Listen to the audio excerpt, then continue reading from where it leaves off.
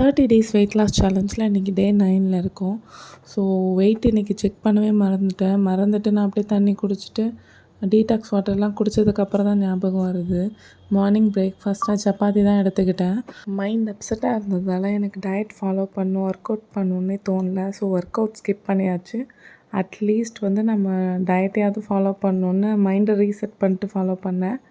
என்னையே அறியாமல் டீ குடித்தேன் இன்றைக்கி. மேக்ஸிமம் நான் டீ காஃபி லைக் பண்ணுற பர்சன் கிடையாது. இருந்தாலும் டீ குடித்தேன் ரொம்ப தலைவலின்றதால.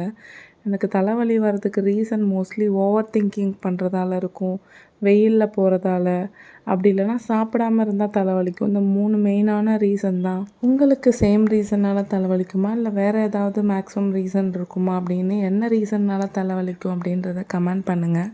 ஏதாவது நான் திங்க் பண்ண ஆரம்பித்தாலே ஃபஸ்ட்டு உடம்புல தான் டயர்ட்னஸ் தெரியும். எதுவுமே பண்ண வேணாம் அப்படின்னு பிளாங்க் ஆகிடும் மைண்ட் செட்டே. ஸோ அந்த மைண்ட் செட்டை ரீசெட் பண்ணுறதுக்குள்ளே ரொம்ப கஷ்டமாக இருக்கும்.